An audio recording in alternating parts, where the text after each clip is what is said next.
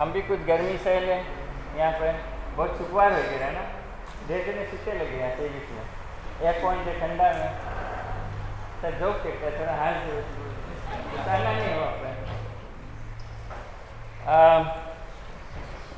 इस महीना हमारे जो थीम है सेल्वेशन के ऊपर है। सेल्वेशन उद्धार। और ये जो मसीह में मसीह जीवन में सेल्वेशन जो है, जो उद्धार पाना एक बहुत इम्पोर्टेंट और हमारे कहना है कि वो शायद सेंट्रल है, पहला स्थान है जो क्रिटिकल और क्रूशल चीज़ हमारे जीवन में सेल्वेशन। बिकॉज ये जब हम उद्धार या मुक्ति नहीं पा पाएंगे तो हम मसीह विश्वासी नहीं हो पाएंगे। हम स्वर्ग के जो राज में है उसमें हम उसमें शामिल नहीं हो पाएंगे जब तक हमारे जीवन में उद्धार नहीं आए। Praise the Lord. तो आप शायद बोले कि हम तो क्रिश्चियन है, हम सब मुक्ति पाए गया, उद्धार पाए गया, ये थीम क्यों रखा है?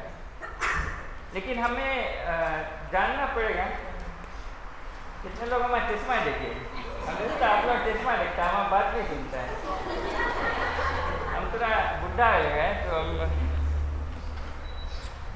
तो हमें रीडिंग के लिए चश्मा जरूरी है। हमें जानना है कि जो मुक्ति हम पाए, जो उद्धार हम पाए, वो कितना, उसको प्राप्त करने के लिए किसी ने कितना दाम चुकाया है। Praise the Lord. किसी ने एक कड़ी दाम भर कर हमें वो गिफ्ट दिया है। अगर आपको एक गिफ्ट मिलता है तो आपके लिए तो फ्री है, बट किसी ने उसको खरीदा है। Praise the Lord. तो अगर आज आपको अपना बाइबल खोलना पड़ेगा।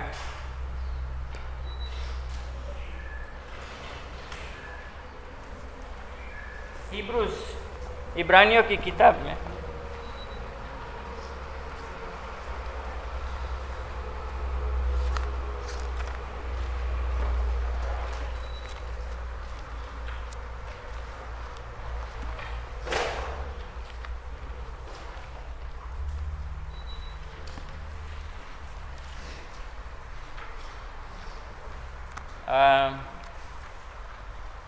मेरे पास हिंदी बाइबल नहीं है तो मैं सॉरी, मैं इसमें पढ़ूंगा, माइंड नहीं करना।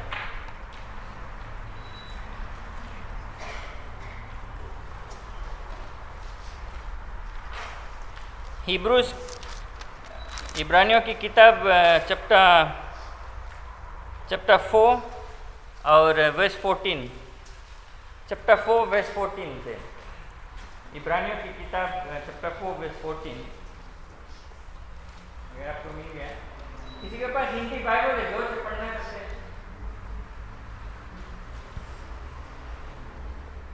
तब अंग्रेज हो गया, तब मैं पढ़ दूंगा। हिब्रूस चैप्टर 4 वर्स 14 से।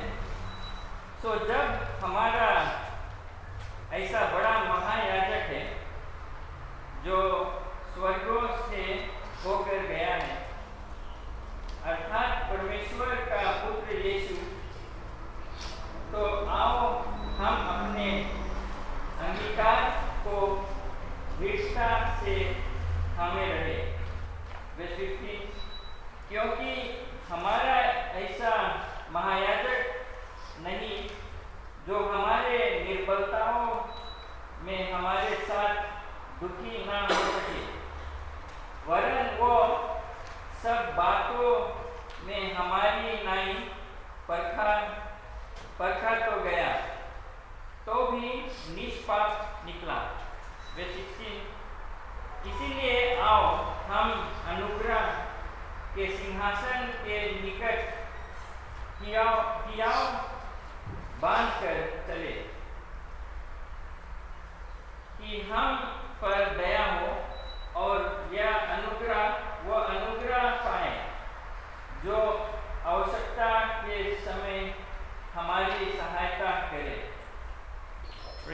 क्यों नहीं प्रार्थना करें। पिता परमेश्वर, धन्यवाद देते हैं आपके वचन के लिए, धन्यवाद इस दिन के लिए।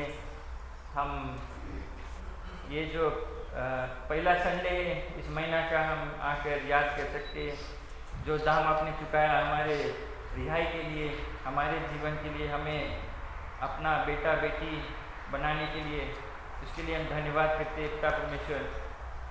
और हम यहाँ हैं एक साथ में आपसे सुनना चाहते हैं, आपके वचन पर हम ध्यान करना चाहते हैं। पिता परमेश्वर अपने पवित्र आत्मा के द्वारा हमें सिखला, हमें समझा, अपना बुद्धि ज्ञान दे कि हम जान पाए, समझ पाए आप हमें क्या सिखलाना चाहते हैं, क्या हमें आप करवाना चाहते हैं, क्या आपका इच्छा है हमारे जीवन में।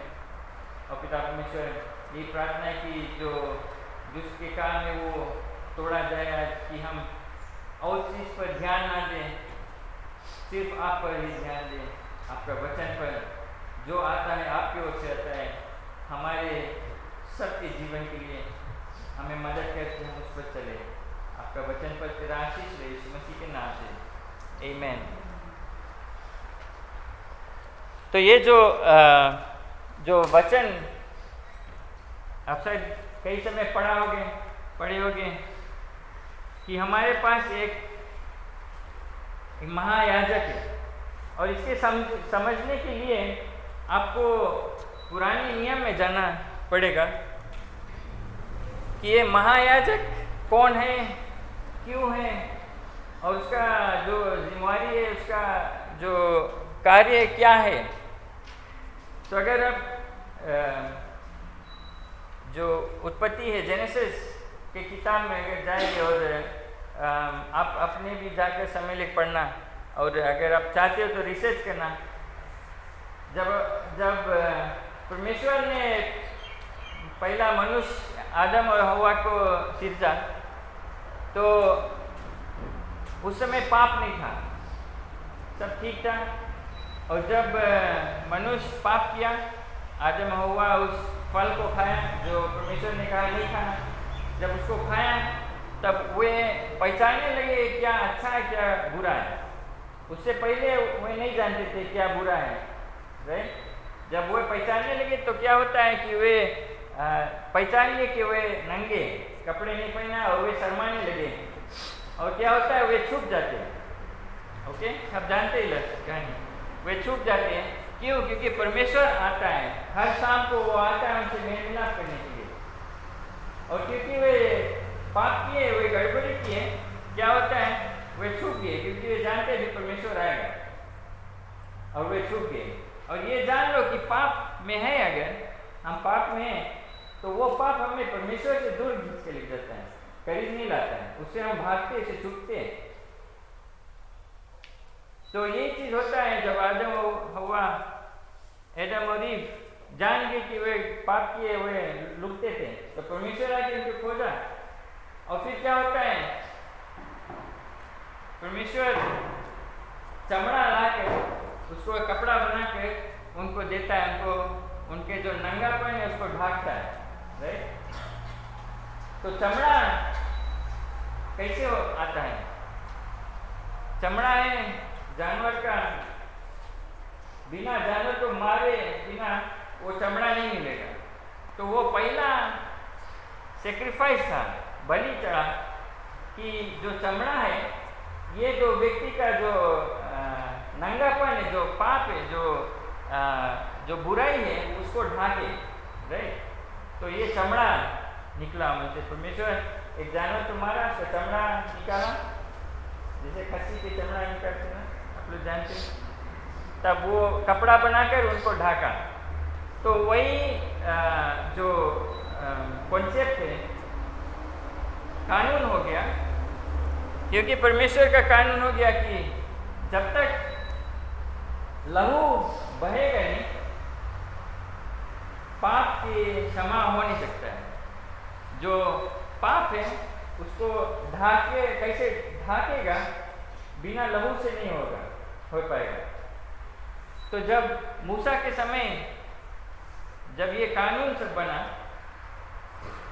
तो परमेश्वर तैयार किया महायाजक जो प्रीस्ट थे, हाई प्रीस्ट थे और प्रीस्ट ने। लेकिन जो हाई प्रीस्ट है, जो सबसे बड़ा याजक महायाजक कहते हैं, उसका जो एक खास रोल था नियम में, लॉ में। उसका काम था साल में एक बार, every year, once a year, पूरा देश के लिए, पूरा इजराइल देश के लिए एक बलि चढ़ाना। और वो बहुत इम्पोर्टेंट बलि था, वो खास बलि था पाप के लिए।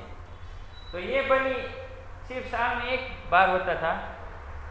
और ये महायाजक वो बलि लेकर जो परमेश्वर के मंदिर है, उसके जो सबसे पवित्र जगह स्थान, जहाँ पर परमेश्वर की उपस्थिति है, जो सेंटा पे है, उसके अंदर ये बलि ले जा पाता साल में एक टाइम।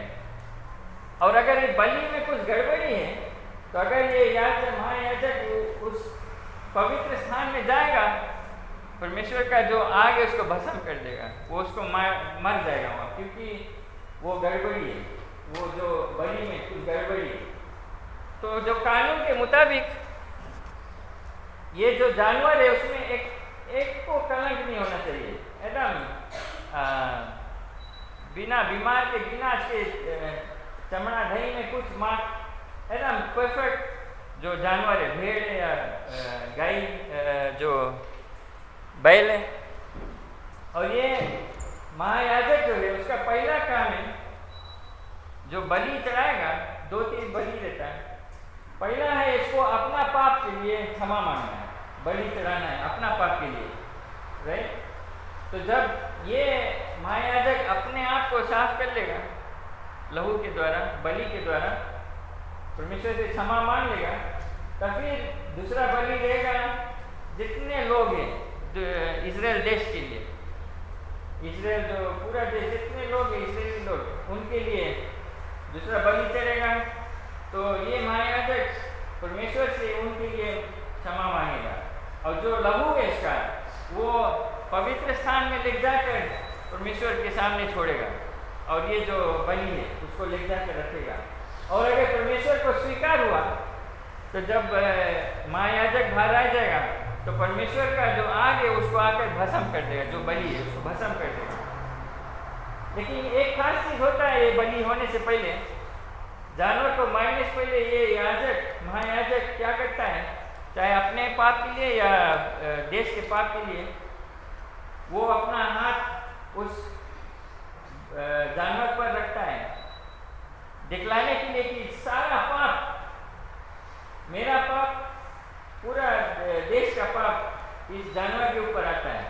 ये बेचारा जानवर क्या किया है वो थोड़ा जानता है कुछ, लेकिन सब पाप उसके ऊपर आता है।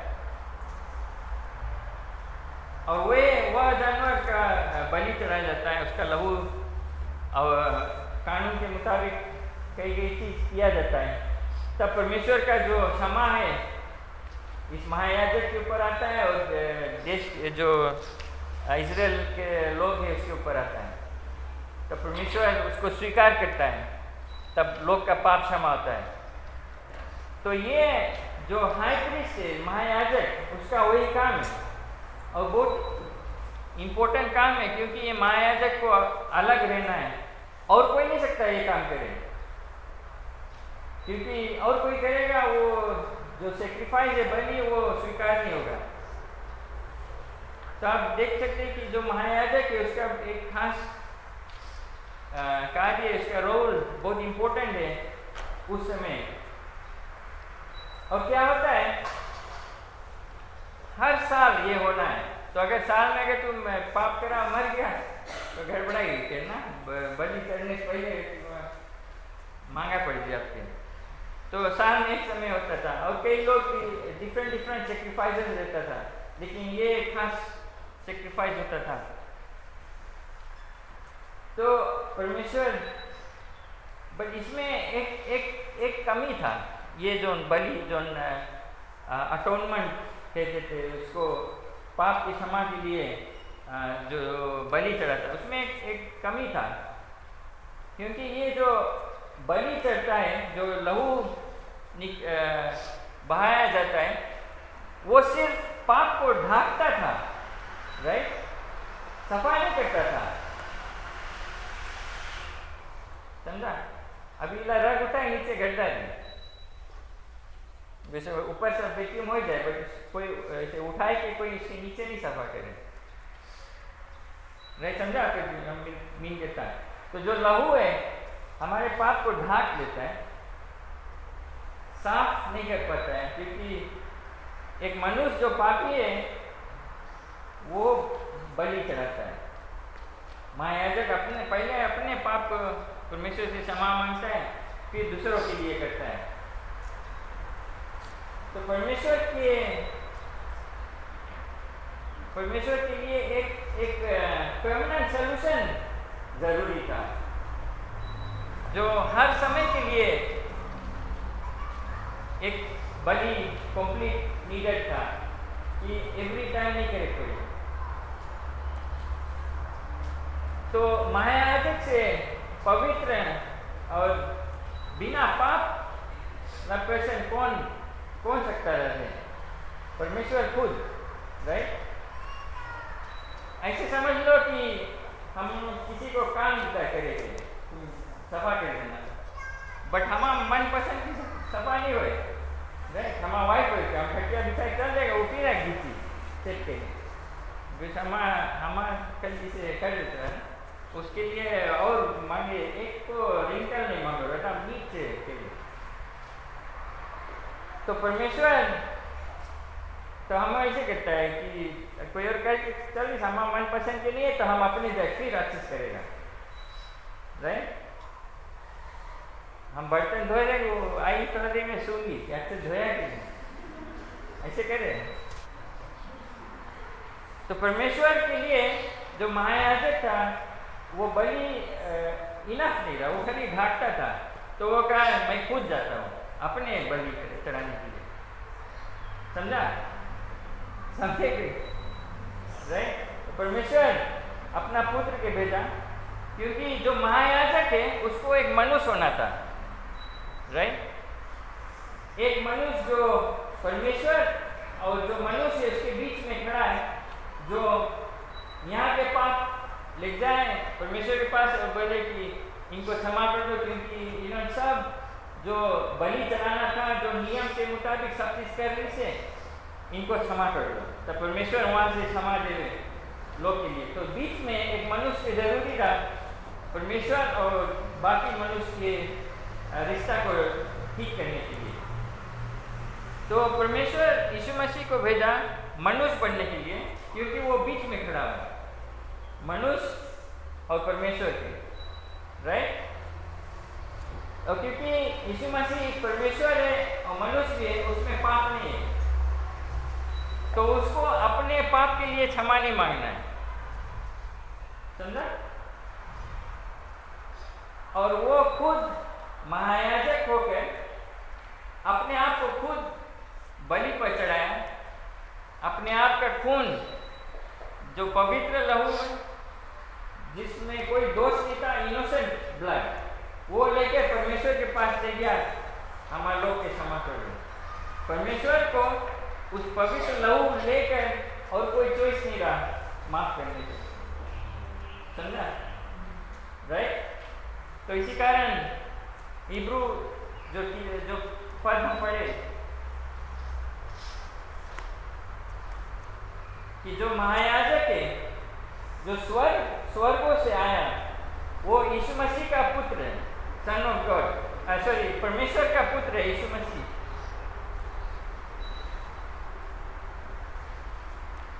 एक खास चीज वो कहते हैं, ये जो अंगीकार करते, जो कॉन्फेशन है कि यीशु मसीह परमेश्वर का पुत्र है, स्वर्ग से आया है हमारे लिए, वो चीज कभी तो छोड़ना है नहीं, पकड़ के रखना है, बताए बाइबल में कहाँ है। अभी समय कई लोग, कई कलीसियाओं ने बोले क्रिश्चियनों ने उन्होंने आए कि अलग अलग शिक्षा आपको देगा, टीचिंग देगा, और बाइबल में लिखा है कि अंत समय ऐसे ऐसे लोग आए आपको भरमाने के लिए। और जितने लोग कमजोर हैं, अपने जो अंगीकार, अपने कॉन्फेशन, अपने विश्वास को पकड़ के थाम के नहीं रखा है, वो लोग भटक जाते हैं। उन्होंने इधर उधर के बात में आ जाते हैं। क्या है, कुछ उन्होंने यहाँ इस पे अपना ईमान नहीं रखा, पर पूरा हृदय से इसको अपने हृदय में ठाना नहीं। कितने लोग हम जानते हैं हमारे कलीसिया में, आप लोग सब पुराने धर्म से आए, लेकिन वो धर्म ना चीज आप लोग अभी भी रखा है। दुख के बात है, बट वही है, आप लोग के कुछ कुछ के सोच विचार आप लोग पुराना अभी ने रखा है, और वही चीज आप लोग के गिराता है, परमेश्वर से करीब नहीं लाता है। आपको उस सबसे हटना है, छोड़ना है, क्योंकि परमेश्वर का जो वचन है वो एकदम अलग है पुराने धर्म से। तभी इस बाइबल में लिखा है कि जब हम यीशु मसीह को स्वीकार करते हैं, हमारे पुराने सब चीज खलास, उसको नहीं लेकर चलो, देर से टाइम के लिए चलता है। तो जब कुछ कुछ होता है तो उन्होंने अपना पुराना सिस्टम लेकर आता है। समझा? एग्जाम्पल दे, जो 100 लाइक्स था, कोई फैमिली में गुजरे तो 100 लाइक्स था, ये वो 100 लाइक्स था मतलब प्रेयर, बट पूरा कहाँ से लाया 100 लाइक्स था? कहाँ से? मैं अपने नहीं जानता, मेरे ख्याल से पिजन सिस्टम में आप पुराने धर्म में ऐसा होता है। ऐसे ऐसे कुछ कुछ सोच हम लेकर आते अपने मसीह जीवन में, राइट? तो हम बोलता देखो 100 नाइट्स उसमें कुछ है नहीं। आप जब मांगता है थैंक्सगिविंग सर्विस करें, कल एक थैंक्सगिविंग सर्विस मेरा 9 मेरा वहीं आ गया, तो इट्स जस्ट अ थैंक्सगिविंग। और उस परिवार ने पूरा गांव भर के लोग आया उस सभा में, और उस थैंक्सगिविंग एक सॉर्ट ऑफ एक बहाना हो गया था परमेश्वर के वचन पर। जो लोग आए थे उसको सुने, तो उनके लिए जो चल दिया हम तो नहीं कुछ कर पाते, लेकिन हम एक यादगारी धन्यवाद देते परमेश्वर को इसके लिए। तो हम थोड़ा साहित्य कर लिया, लेकिन हमें अपना जो विश्वास इस पर, अगर बाइबल में लिखा है उस पर हमें चलना है। तो कहता है कि अपने जो अंगीकार हम किए, जो चीज हम कॉन्फेस किए, जो चीज हमारे विश्वास है, जो चीज हम बाइबल में शिक्षा पाते, उसको पकड़ कर लेना। जिस पीपल अंत समय में आके आपको भरमाएगा, कुछ ना कुछ डिफरेंट लाएगा, और कई लोग स्वीकार करने लगते हैं उनके वचन, और वही इसका प्रॉब्लम होने लगता है। बिकॉज शुरू में एकदम सब ऐसे तो नहीं कि राइट बात है, बट क्रॉस चेक करो, बाइबल में पादरी पूछो, चेक करो, अपने आप रिसर्च करो, फाइंड आउट करो कि सही बात है कि नहीं। और फिर 15 में कहता है कि हमारे जो महायाजक ऐसा नहीं है जो हमारे दुख, हमारे निर्बलता, हमारे जो कमजोरी है, हम जो समस्या से जाते हैं उसको समझ नहीं पाता, ऐसा नहीं है हमारे जो। बिकॉज पुराने नियम में अगर तुम मतलब बलि चढ़ा, तुम माता है महायाजक तुम्हारा बलि चढ़ जाएगी, खाली तुम मांगो, उसके लिए तुम्हारा काम खाली लेके आओ जो बलि, एक भेड़ा या बैल जिसमें कुछ दाग नहीं, कुछ कलंक, हेल्थी मांगो, हंस कुछ, उसके लिए वो इतना है इम्पोर्टेंट, वो कि वहाँ से वो अपना काम करेगा, उसको बलि चढ़ाएगा। लेकिन हमारे जो महायाजक के बारे में कहता है, जो यीशु मसीह है आया, वो हमारे हर आंसू को जानता है।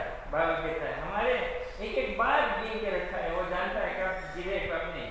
जब एक वैसा परमेश्वर है तो ये महायाजक जो है हमारा, बाइबल कहता है कि वो ऐसा नहीं कि हमारे बारे में समझता है, तो जब हम उसके पास आते वो ऑलरेडी हमारे आंसू को, कितने लोग आकर परमेश्वर के सामने कुछ बोल नहीं पाते, सिर्फ आंसू चलता है, और वो एक एक आंसू के शब्द को समझता है। ये हमारा परमेश्वर है।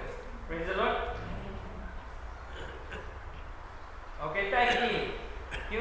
वो पृथ्वी पे था उसने भी जो हम दुख समस्या सहते उससे भी वो गुजरा है, वो भी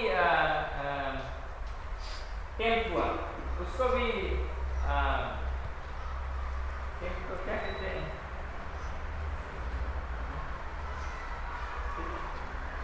और परीक्षा, उसको भी परीक्षा मिला, टेम्प हुआ। हम लोग के भी जीवन में परीक्षा मिलते रहता है, रोज बरोज कुछ ना कुछ परीक्षा आता है। तो हम ऐसे नहीं कह सकते कि वो परमेश्वर का समझे वहाँ कोई चीज दुख है, वो खुद जानता है सब चीज, उसको भी दुख पीड़ा समस्या से जाना पड़ा, उसके भी मित्र दोस्त सब उसको त्याग दिया। परमेश्वर तक उसको अपना मुंह घुमा लिया जब वो क्रूस पर चढ़ा था, वो सब समझता है हमारे समस्या। तो वो बाइबल कहता है कि हमारे महायाजक हमारे बारे में समझता है, लेकिन सब होने पर भी वो एक पाप नहीं किया। Praise the Lord. अगर वो पाप कर देता खलास, वो सैक्रिफाइस फोकट में रहता, परमेश्वर उसको रिजेक्ट कर देता। तब फिर बाइबल में 16 में बताएं, बोले इसी कारण राइट हमारे महायाजक है जो परमेश्वर का पुत्र है, उस पर हम भरोसा रखते हैं, जो हमारे दुख समस्या को समझता है, जिसके पास एक पाप नहीं हुआ, उसके पास हम उसके द्वारा हम परमेश्वर के जो सिंहासन, अनुग्रह के सिंहासन पे कौन बैठता है? राजा बैठता है, हमारे परमेश्वर वहां बैठा है। तो हम आए बिना डर से,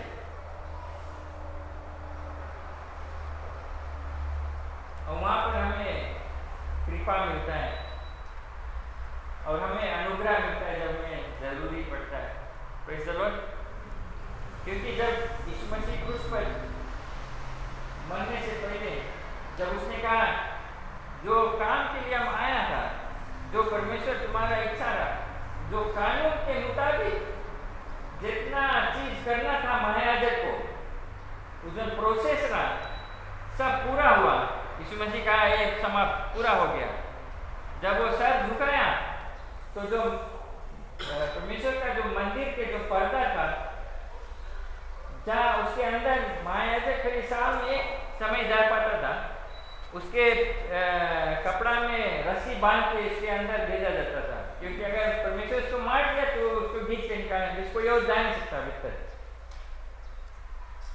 इतना गंभीर और सेक्रेट जगह, पवित्र जगह, क्योंकि पाप और पवित्रता साथ में नहीं हो सकता है। और समझो जो बलि चढ़ाता है, जो जानवर है, उसके ऊपर महायाजक अपना हाथ रखकर एक लक्षण के द्वारा तरह सब पाप उसके ऊपर आता है, राइट। तो वो जानवर को बलि चढ़ाकर अंदर ले जाता है। जब परमेश्वर को स्वीकार होता है तो परमेश्वर का आग उसको आके भस्म कर देता है। तो जितना पाप सब उस जानवर के ऊपर जल सब भस्म हो जाता है। ये वैसे सोचो, अगर परमेश्वर वही रकम रहता अभी भी, हमारे जो पाप हम लेकर उसके सामने आता है, हमें भस्म हो जाता है। क्या है उनके ऊपर जो पाप है, बिकॉज नहीं हम आग के लगे, आग में अगर तो हम आग के सामने बैठने करीब आ पाएगा, राइट। नहीं तो हम फिर जलने लगेगा। इसी तरह तो ये का परमेश्वर का, यीशु मसीह का जो लहू है वो सिर्फ भागता नहीं है, यही डिफरेंस है। पहले जो बलि होता था यीशु मसीह का लहू, वो हमें साफ करता है। बाइबल कहता है कि हमें सफेद कहता हो, एक बर्फ की तरह, व्हाइट ए स्नो। मेरा शेप भी उतना व्हाइट नहीं होगा जितना साफ है। और बाइबल कहता है कि हमारे पाप जो 25 ईस्ट वेस्ट उतना डिस्टेंस, उन लोग कभी मिल ही नहीं सके। हमारे जो पाप जब क्षमा होता है, जब सचमुच में आप यीशु मसीह के पास आते, परमेश्वर के पास आते, यीशु मसीह के नाम से कहते कि हमें क्षमा कर दो, अपने लहू से हमें साफ कर दो। बाइबल कहता है कि जब पाप हमारा क्षमा होता है, परमेश्वर फिर उसको याद नहीं करता है। कौन याद करता है? शैतान का तुम्हें रिमाइंड करते हैं अगर तू सचमुच में क्षमा मांगे, अपने पाप से हटाए, वो पुराना बात भुलाए जाओ, निकल गई। याद आएगा कुछ कुछ चीज़ अगर गड़बड़ी कराए, उसके कॉन्सिक्वेंस बोले वो मिलेगा, लेकिन परमेश्वर नहीं याद करेगा कि तुम्हारा पाप क्षमाएंगे, खलास वो लोग के नहीं है। बट अगर फिर तुम कुछ करा तब वो डिफरेंट स्टोरी है। ये हमारे महायाजक, और हमें वो इजाज़त मिलता है उसके सामने, परमेश्वर के सामने आने। जब वो पर्दा फटा तो उसके मतलब कोई भी आ सकता है उसके सिंहासन पर, उसके सामने, उसके करीब। लेकिन हमें यीशु मसीह को साथ में लेके जाना है। अगर जब तक आपने यीशु मसीह को स्वीकार नहीं किया है, जब तक उसको अपने हृदय में अपना मालिक नहीं मानना है, जब तक उसका जो क्रूस पर चढ़ना, उसका लहू बहाना, उसको मानते नहीं हो और नहीं कहा कि हमारे पाप को क्षमा कर दो, तो हमारे लिए परमेश्वर के निकट आने मुश्किल है, सिर्फ यीशु मसीह के द्वारा। और देर वेसेस रहा, लेकिन मैं एक वेश आपसे शेयर करना चाहता हूँ।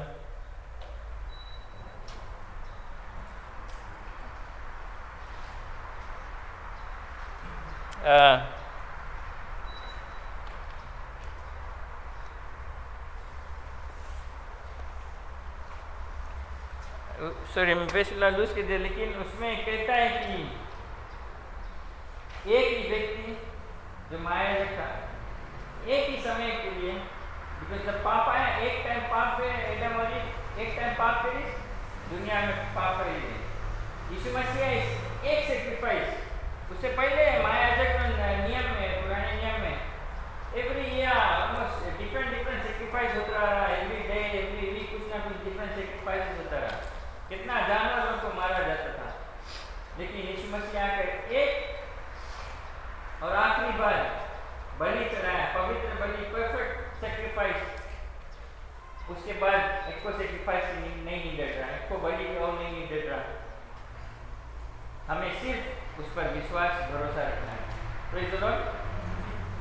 जब हम ये करते हैं तब हमारे जो ये थीम है सैल्वेशन, मुक्ति पाना, यही प्रोसेस है। आप शायद सोचेंगे कि हम आए,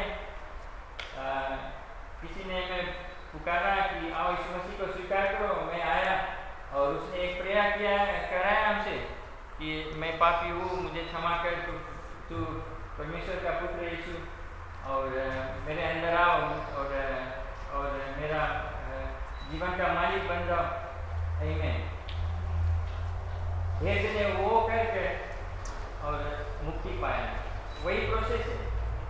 लेकिन वो प्रोसेस के पीछे क्या हुआ, मैं आज आपको समझाया हूँ। जो दान चुकाया गया आपको वो छोटा प्रार्थना करने के लिए और परमेश्वर का बेटा और बेटी बनने के लिए, वो दान जो चुकाया था यीशु मसीह क्रूस पर चढ़ के, आज हम तभी उसने कहा जब जब वो मिलना, जब जब हो सके, कभी भुलाना नहीं जो दान वो चुकाया क्रूस पर।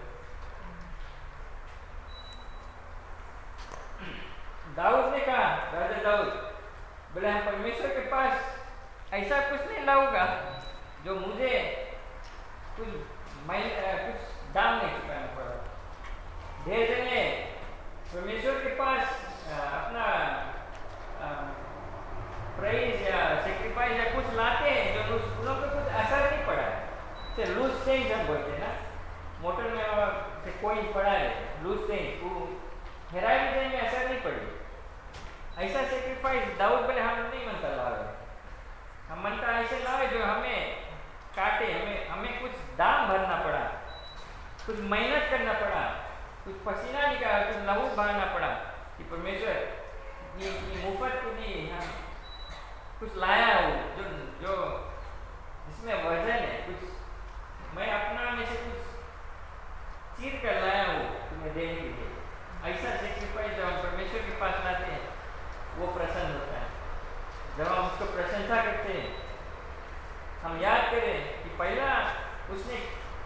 दाम चुकाया हमारे उद्धार के लिए। तो ये जो सेल्वेशन है इस महीना थीम, अगर आप पहचान ले कि आपके छुटकारा के लिए, आपके नया जीवन के लिए, आपके उद्धार के लिए किसने कितना दाम चुकाया, तो आपका जीवन सचमुच में एक अलग सा जीवन रहेगा। हर एक चीज़ में आपका एक धन्यवाद का एटीट्यूड रहेगा, ग्रेटफुल एटीट्यूड। आप जब गलती कर देंगे आपको सचमुच में दुख पड़ेगा कि परमेश्वर मैं कमज़ोर हूँ।